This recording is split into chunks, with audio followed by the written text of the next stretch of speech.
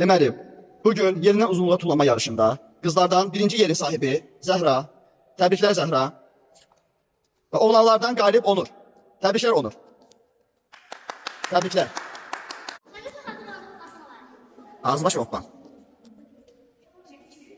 Aha. 115. 115. Çek. Əla. Deyən görək. 150. 150. Ağzıbaş.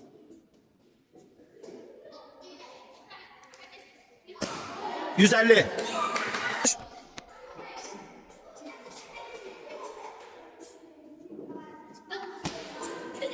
150.